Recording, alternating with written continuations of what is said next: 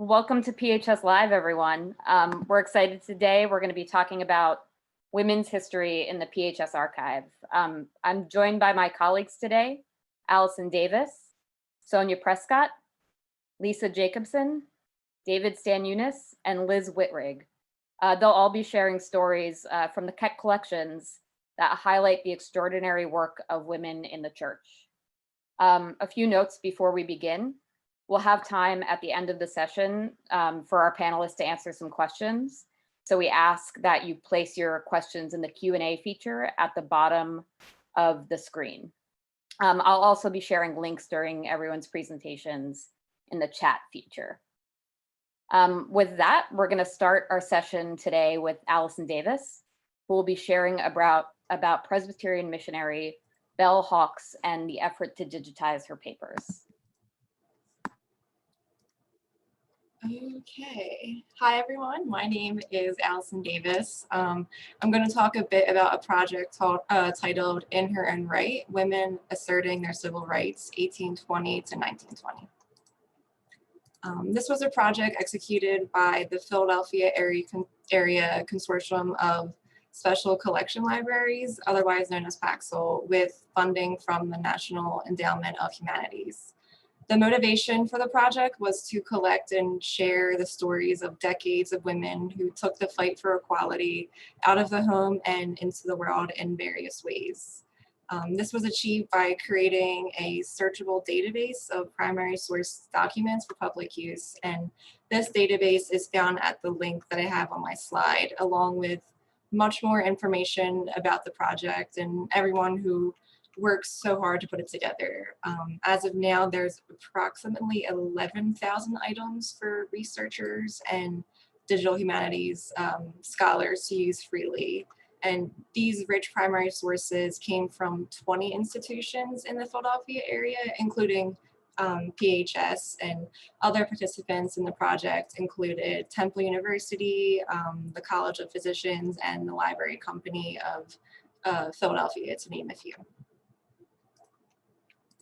As part of this project, PHS digitized 4 collections that spotlight Presbyterian women's experiences in the late 19th century. The narratives of these women are wide-ranging, but each illustrate a devotion to their Presbyterian faith and to their missions.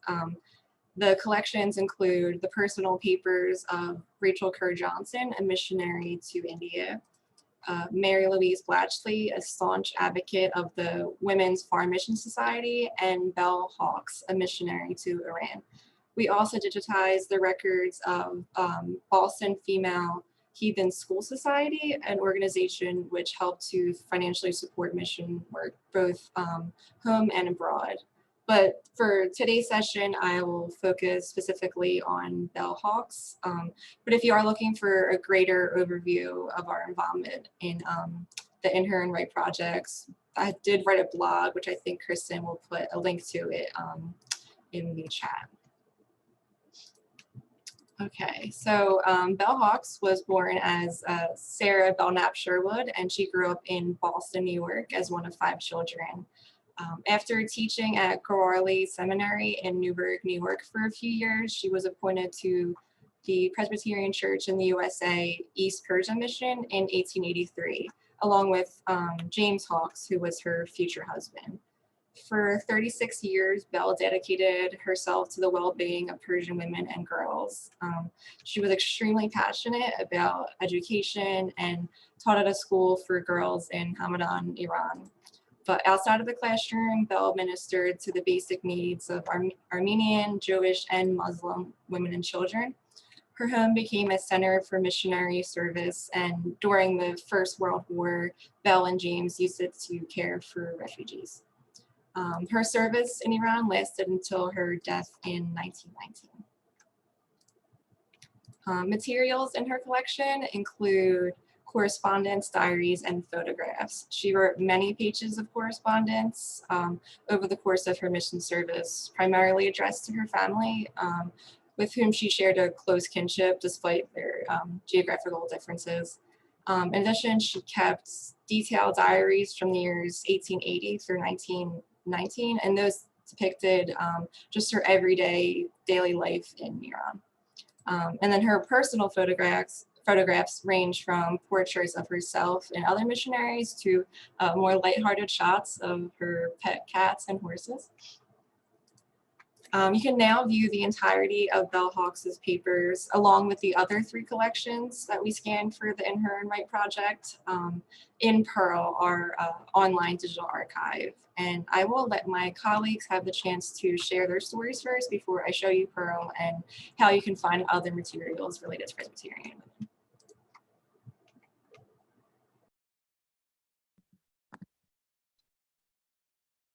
Thank you, Allison.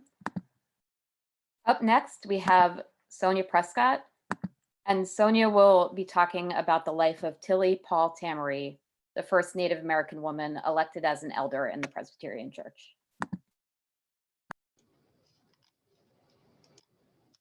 Hi, everyone. So I'm going to go ahead and share my screen so that you all can see what I have about her. Okay. So Tilly Paul Tamari, as Kristen mentioned, was the first Native American woman to be elected as an elder within the Presbyterian Church.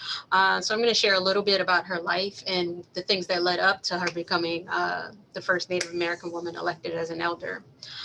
So Matilda Kennen Tilly Paul Tamari was born in British Columbia, January 18th, 1863, to a Tlingit mother and a Scottish father. She was educated at a Presbyterian home and school for girls and eventually worked as a translator for a local clergyman. She married Louis Francis Paul, and in 1882, the two became the first Native couple to be commissioned by the Presbyterian Board of Home Missions to found a new missionary school. So some important highlights from her life include her work as a lecturer on Tlingit culture in Sitka, Alaska, as a member of the Society of Alaskan Natural History and Ethnology. She created an alphabet for writing Tlingit language and compiled a Tlingit dictionary. The image you see on the side there is not the dictionary that she put together, but it's a similar Tlingit dictionary.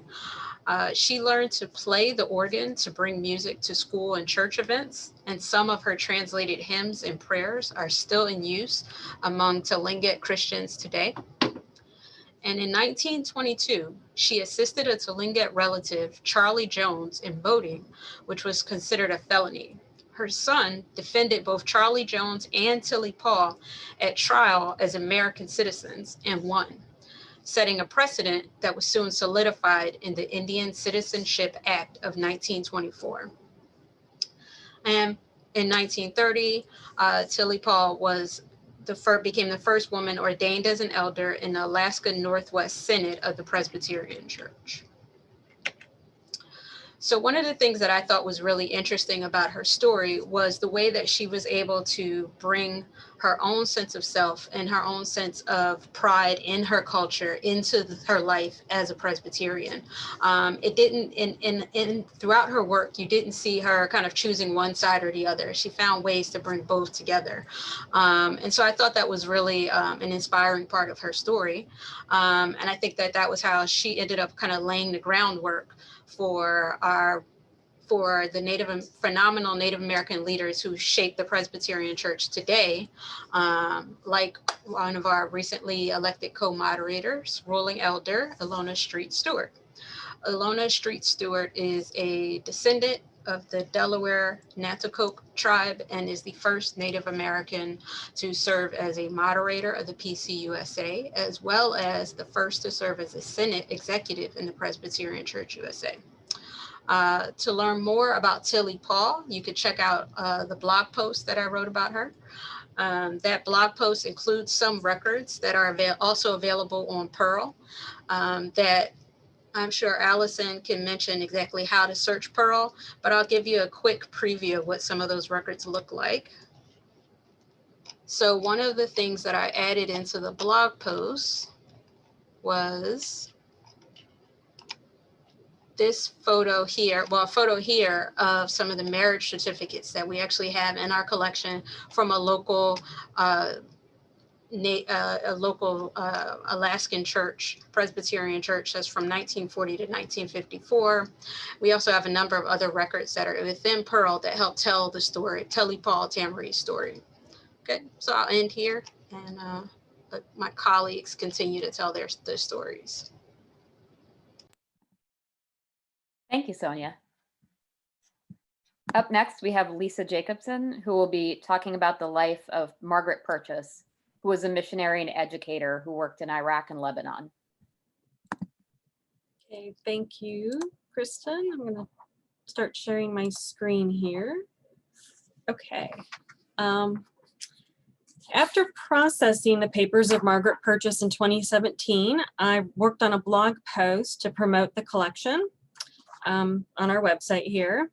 The verse of scripture that immediately came to my mind was Micah 6:8.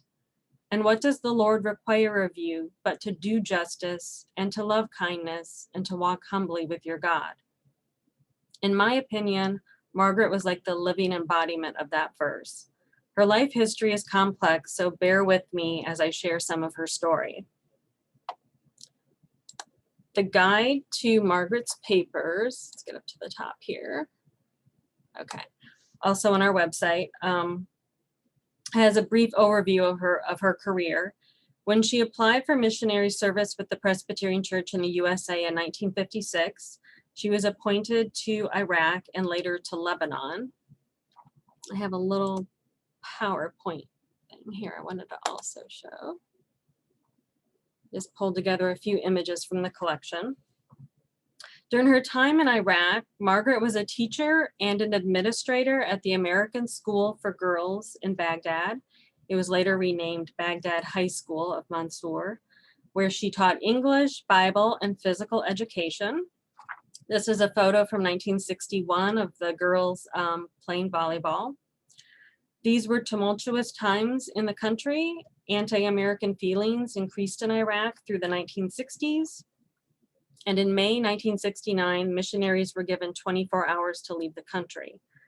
Margaret was then offered a job as the director of the Christian Education Division of the Near East Council of Churches in Beirut, Lebanon. Here's a picture of Margaret in 1970 in Beirut. A highlight of those years for Margaret was helping coordinate an international women's conference that met in Beirut in 1973. In 1979, Margaret was assigned to Hamana, Lebanon, not sure if I pronounced that right, to teach English at the Hamlin Hospital School of Nursing, where she also taught introductory psychology and sociology. During those years, the Lebanon War was taking place, Civil War. The hospital did come under occasional shelling. She mentions these events in some of her correspondence. Here's a picture of Margaret with some of her students in 1983. The impact the war had on her students was very troubling for Margaret. The events that she witnessed in the Middle East influenced how she chose to live out her years in retirement. Upon her return to the United States in 1986, Margaret was unable to find work, so took early retirement. I believe she faced some ageism discrimination. But not one to sit back and do nothing, Margaret did volunteer work with the Institute for Global Education in Grand Rapids, Michigan, because she felt Americans needed to better understand Islam in the Middle East. Concerned about the Israeli-Palestinian conflict, she made several mission trips overseas in the 1990s. In the summer of 1992, she participated in a 5-week work-study project in the Palestinian village of Ibilin. Not sure if I'm pronouncing that right. Here's a picture of her doing some manual labor. I love it. In 1995 and 1998, she spent a month with Christian peacemaker teams in Hebron, Palestine. Following her trip in 1998, Margaret wrote an op-ed for a local newspaper in Michigan about her experience in Hebron. I want to read some excerpts from that op-ed for you. A week ago, I was spending time with the Alatrosh family of 12 just outside Hebron in the Israeli-controlled West Bank. On March 3rd at 8 a.m., about 30 Israeli soldiers and a bulldozer appeared outside their home. The mother, Zuhor, was home alone with her 3-year-old son and 1.5-year-old daughter, while the other 8 children and her husband, Yusuf, were at work or school. Zuhor locked herself in the house. Soldiers put a gun to the head of 3-year-old Rayed and threatened to shoot him if she did not come out. She refused. They broke in and dragged her to a nearby ravine. Just then, her brother happened to stop by. Immediately, he was arrested and taken to prison where he was held for 15 days. Christian peacemaker teams with whom I was serving for 4 weeks heard about the incident from a Palestinian reporter, and 2 of the team went immediately to check on the situation. 2 days later, the family started to rebuild their home. When I left last Thursday, the house was at least 1/3 completed. While staying with the family, I saw Israeli helicopters flying low over the site, monitoring progress. CPT is present when they know in advance that homes may be demolished. They recently started a campaign for secure dwellings, believing that all human beings have a right to a safe and secure place to live, even though they may have been denied a building permit. On Sunday afternoon, March 22nd at 1 p.m., just an hour after some of the CPT staff left the site to go to Jerusalem, a squad of soldiers and police arrived at the Alatrosh home and arrested Yusuf, Zuhor, and 2 of their children. CPT reports that video footage of Zuhor Alatrosh being dragged by soldiers has been shown on Israeli television, and Israeli peace activists are working for the family's release. Many Israelis are beginning to cry out against Palestinian repression. As an American taxpayer, I am appalled that my government supports the Israeli government to the tune of at least $5 or $6 billion yearly, even though we were the 3rd party in the Oslo Peace Accords. We do practically nothing to see that the accords are carried out as promised. I believe it is time to stop all aid to Israel. So Margaret's papers include correspondence, subject files, photographs, and slides. Let me get back to, here's like her guide. There's some of the collection inventory there, as well as like audiovisual materials. There are also diaries, personal and spiritual journals, and personal notebooks of meditations, reflections, and prayers. Margaret's statement of faith in her papers reads, I am grateful for the years of working with youth and adults in the Middle East, the birthplace of monotheism. I am grateful for having had the opportunity to visit Ur, Babylon, Nineveh, Damascus, Bethlehem, and Jerusalem. But of more value than the places have been the persons of many cultures and religious backgrounds that have influenced my life and thinking. My studies of Judaism and Islam have convinced me that those of us who believe in one God believe in the same God, and together we must work against materialism, nationalism, and all other false gods that keep us from being and becoming what God created us to be. Thank you for listening.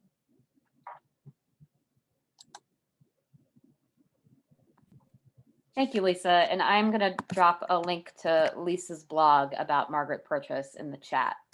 Up next, we have David Stanunas, who is going to be sharing about the Chicago Women's Liberation Union and the 1970 General Assembly.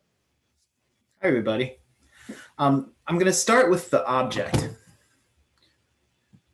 In 1970, Presbyterians met in Chicago, Illinois, for their General Assembly. The moderator, William Laws, made it a point, given the activity of very recent prior assemblies, to intentionally invite people from diverse social movements. The 1969 General Assembly, of course, is prominent for having activists in Brown Power and Black Power movements. Jim Foreman addressed the assembly. And so the same kind of thing happened in 1970.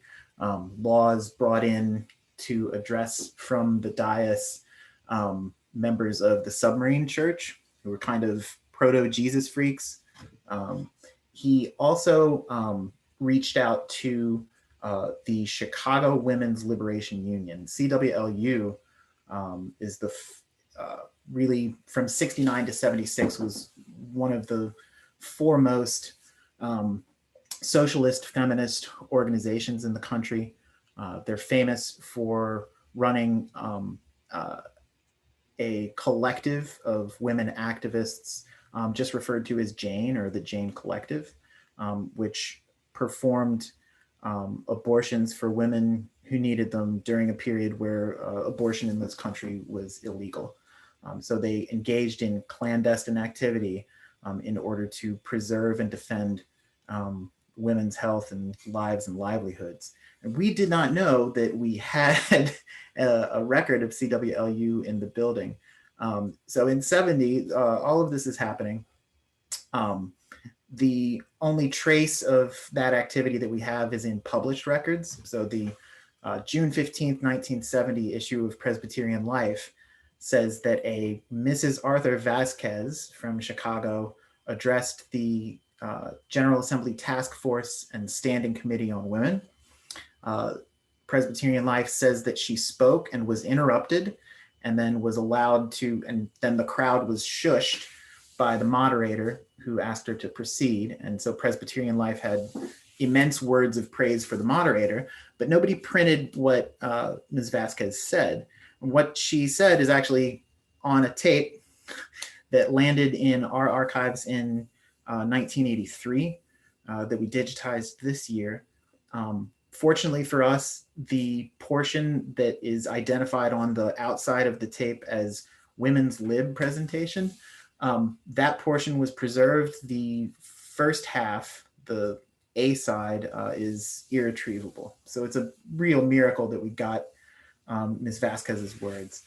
She addressed the whole body of commissioners this way: as Christians, you expect women to serve the church.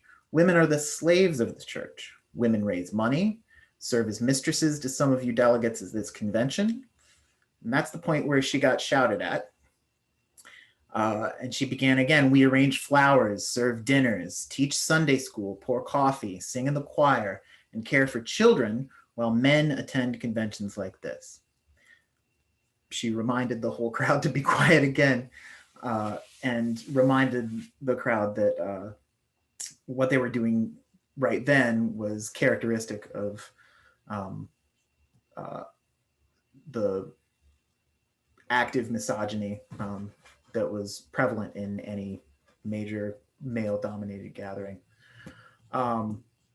For more about CWLU, you should look at the Chicago Women's Liberation Union Herstory Project, which I'm going to drop into the chat. They have a large number of oral histories of activists inside the movement, which are extremely moving and worthwhile. And there's a link to the original audio also in the chat.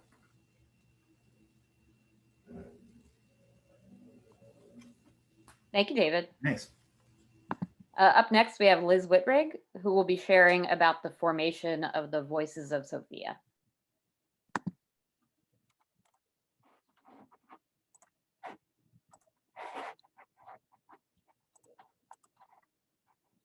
All right, hi everyone.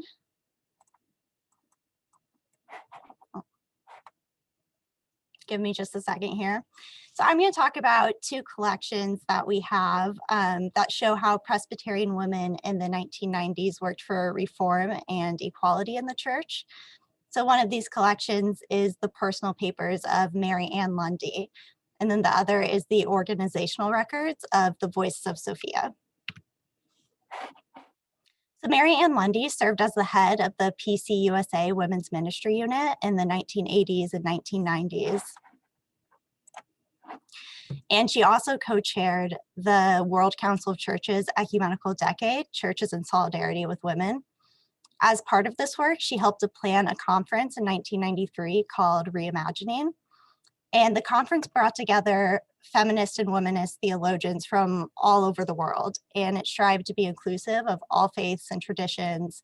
And so to do this, the women created new rituals, including using milk and honey to center women's bodies. Women also preached, used feminine language for God, referred to God as Sophia, and allowed space for LGBTQ participants to feel supported in the conference as well.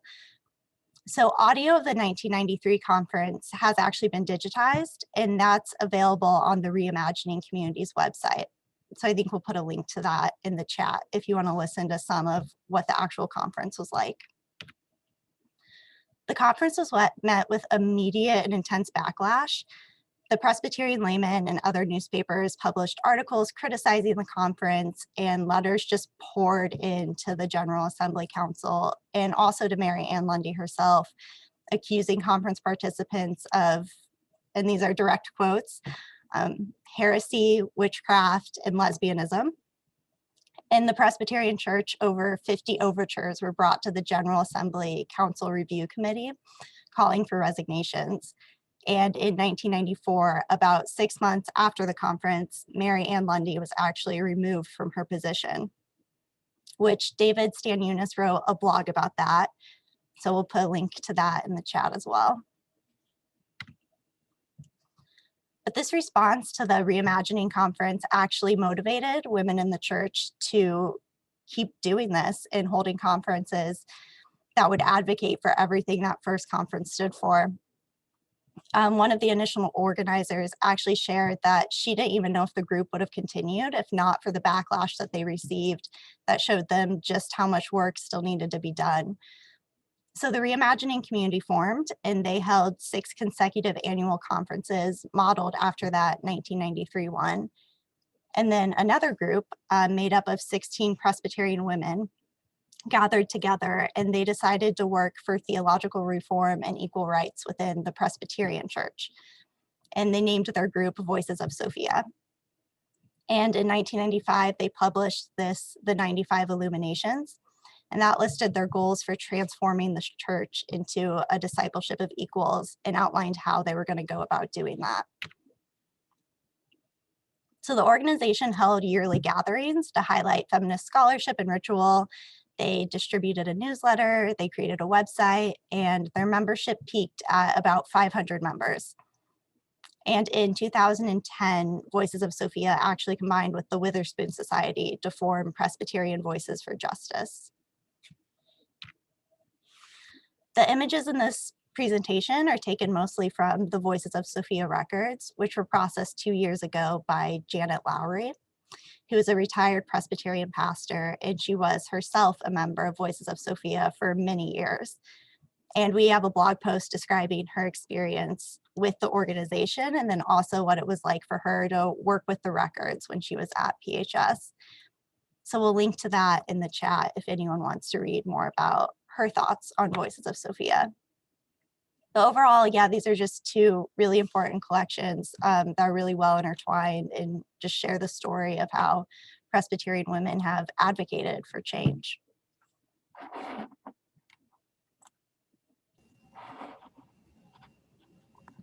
Thank you, Liz. We're going to wrap up today with Allison Davis, who is going to talk a little bit about how you can find some of these stories and images that we shared today.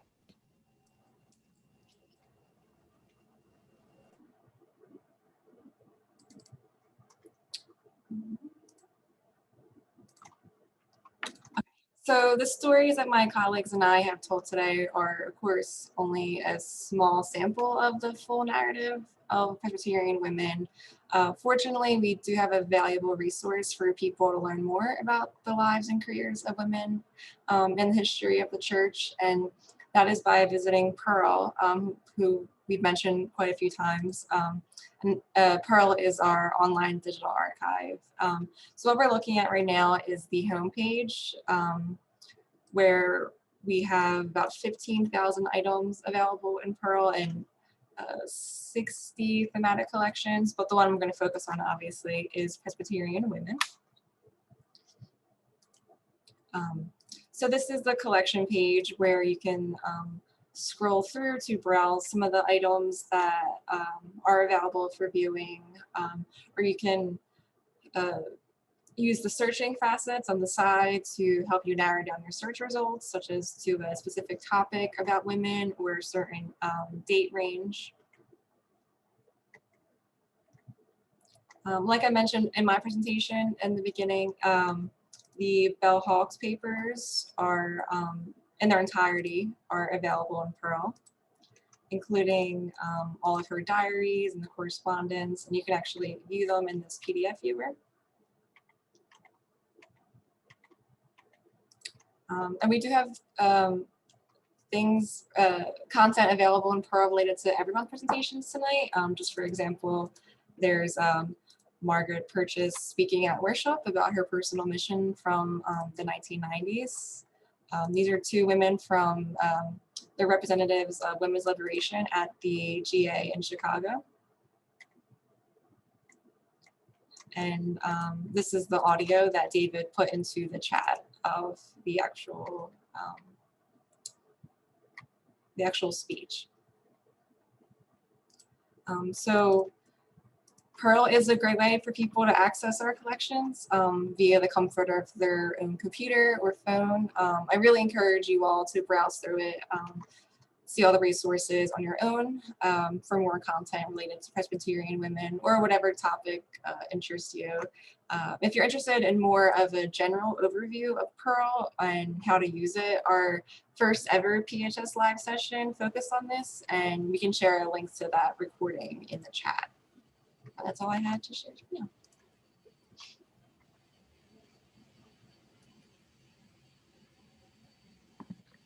Does anyone have any questions?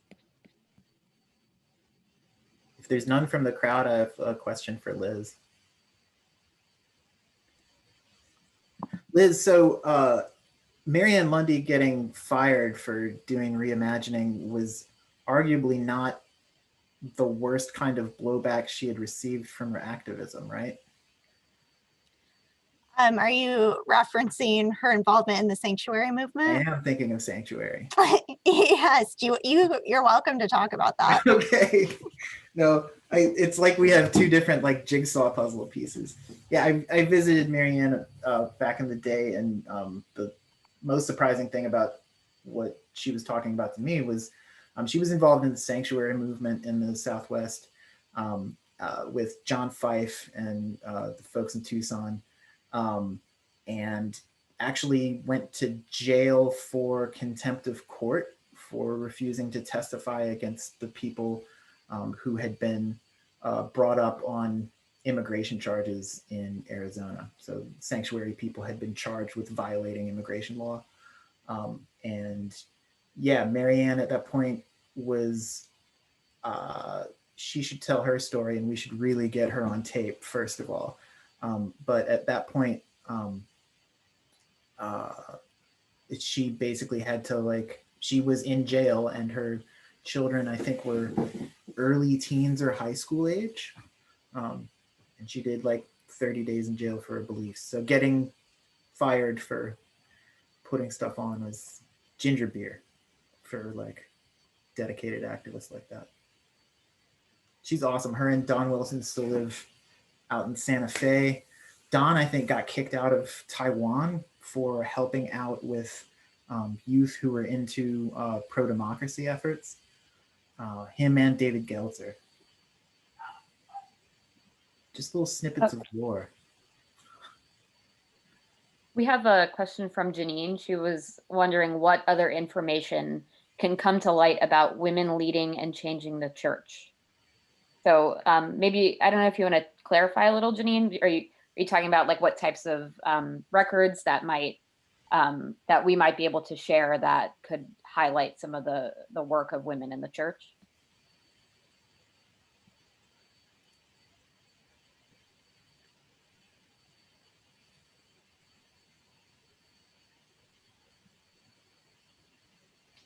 Do you guys want to talk a little bit about, how PHS and how other people can help with this work? I think one thing that's coming up fairly soon is we're going to do another PHS Live about the Katie Geneva Cannon papers.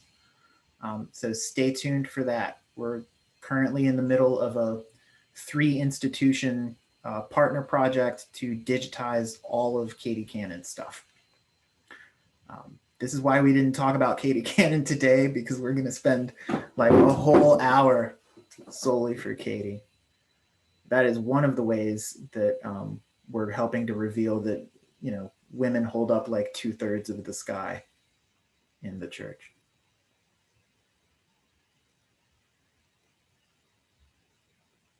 Anybody else? What other ways do women hold up 2/3 of the sky? So many ways, David. There's too many ways to count. I mean, historically, I mean, we have like the board, you know, Women's Board of Mission Records. We have some really large collections like Record Group 305. I don't think much of that has been digitized, but it has been microfilmed, and we lend the microfilm through interlibrary loan. We have a lot of mission periodicals that with the women publish those. So we have a lot of collections, historical collections that speak to the work that women have been doing in the church since well back into the 19th century. And they were very successful in their work. And from about the women's boards really form because local groups of women get really good at fundraising for, at least in the Northern church, local women's groups get really good at fundraising for Union soldiers for equipping them. Is that kind of where stuff began? It could be. I don't know. I mean, it's hard to necessarily know. A good book. Do I have it on my? Oh, I don't think I have it on my shelf. But there's a good book written by Breckenridge and Boyd on Presbyterian women in the church, and there's two. The initial publication is a bit richer in terms of like the early history, and then a subsequent edition has, you know, brings you a bit more up into the late 20th century. But that's a really excellent source in terms of the history of women in the Presbyterian church. Yeah. Yeah, one of the cruelties of the kind of restructuring of 1925 is that the very successful Women's Board of Home Missions and Women's Board of Foreign Missions get merged into the generic, but of necessity, like ruled by men, Board of Home and Foreign Missions. And then women effectively get cut entirely out of, you know, governing those structures despite doing the majority of the fundraising. We have a question from Jane Carl. She was wondering if we have access to the Presbyterian women records at Columbia Seminary. And she just recognizes that has a lot of history of Presbyterian women activity over the years. Hey, Jane. Jane Carl's a former member of the PHS board, so we love to see some support. Yeah, Columbia's Theological Seminary has a dedicated collection of individual congregation level PW histories that were originally compiled by the Historical Association in Montreat. So the what kind of persists at the Montreat Heritage Center, and actually the archives of the Southern stream of Presbyterianism at the time. They had a very clear and crisp and regimented program for writing your annual PW narrative. They went so far as to sell PW groups individual packets of acid-free paper, pre-hole punched, like with the holes punched in to be bound into these big vinyl binders. And so there is a very extensive, like local level PW collection there. We have PW records that are compiled at the Presbyterian Synod level. We also have records of the national blanket PW group.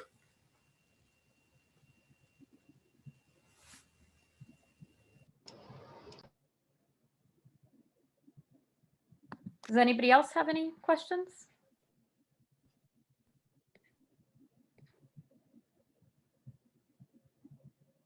Well, if that's it, we just want to thank you all for joining us today. It was really great to be able to share all of these stories with you. On the 31st of March, we're going to be having a Wednesday PHS Live session that is going to look at some of the interesting cookbooks that we have at PHS. So we hope you can join us for that. We're really grateful for everyone who joined and all of our supporters who make sharing and hosting these PHS Lives possible.